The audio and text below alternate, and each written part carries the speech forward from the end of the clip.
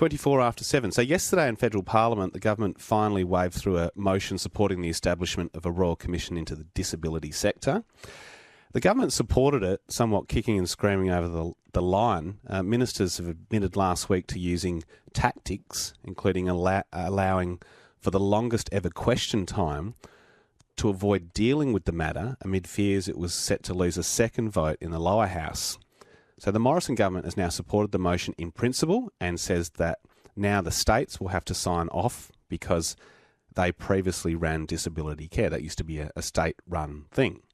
But critics, including WA Greens Senator Jordan Steele-John, have hit out, accusing the government of stalling on this and, quote, covering the backsides of state governments which would be on the hook for a lot of bloody money for redress for systematic abuse. So there's a lot going on. And then while it's there in principle, we'll probably get an election in May, and then it could be some time before the real nuts and bolts of a Royal Commission goes ahead.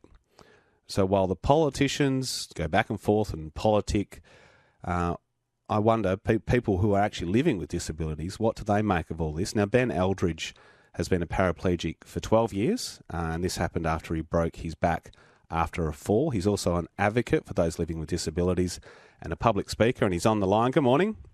Good morning, Stan. How are you? I'm very well. Thank you for holding on the line there while I banged on about a lot of other things. I do appreciate it. Firstly, no, that's all good, mate. Firstly, do you welcome a Royal Commission into the disability sector? Oh, look, very much, mate. Look, for many years there's been a call for probably about the last decade for a Royal Commission into this subject. And, in 2015 there was a Senate inquiry, and it pointed out one really big thing, and that's that this issue actually makes a lot of people feel uncomfortable. And most would prefer to take the really easy option and pretend that there's nothing wrong. But the reality couldn't be further. The reality is much more dire than that. Yeah, what is the reality? I mean, what have been your observations or even your own experiences of living with a disability or watching others live with a disability? Look, the reality that I face is that often people with disability are actually devalued in society. We've been misrepresented for decades, and this devaluing actually permeates the attitudes of individuals, organisations, and most certainly government. What do you? I mean, there's been words like systematic abuse used. What if and when this Royal Commission goes ahead? I mean, how deep and what sort of things do you think could be uncovered? Oh, look, I think that it would absolutely shock the majority of the population, some of the things that would be uncovered. I've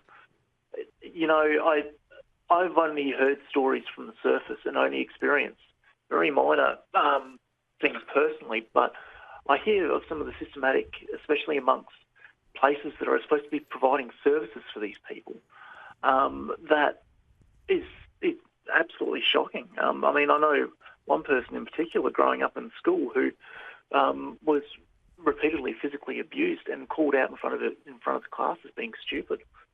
And this is as a young person. It's absolutely shocking. How do you feel though when you watch all this banter and the games and the strategies up at the federal level and the stalling, I guess, to some extent? Oh, look, I think it's absolutely disgusting. How many more people are actually going to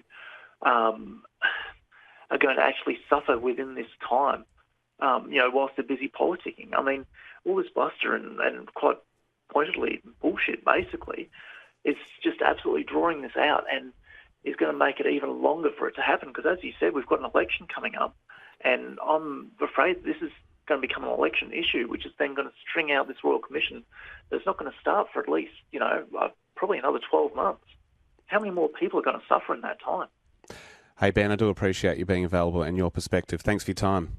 No worries, Stan. Thanks, mate. Ben Aldridge there. He's from Bunbury. He's an advocate for people living with disabilities, a public speaker. He had an accident 12 years ago. He's been a paraplegic since then. Your reaction to this is welcome as well, 1300 545 222. I mean, Ben says, look, if it takes another 12 months, he worries about how many more people living with disabilities might be impacted by what they're calling systematic abuse. 1300 545 222. And the text line 0448 922 604. Rob Moroney was right, I've just taken on way too many big issues. We're talking about dollar milk and the decisions you make in the supermarket. We're talking about whether it's time in WA to introduce random breath testing for skippers and boaties. And now we're talking about reaction to a Royal Commission into the disability sector. There's lots of talkback coming through. We're going to work out what's happening, share that with you. You can give us a call, 1300 545 222, 1300 545 222. Happy to take your calls on this after 7:30.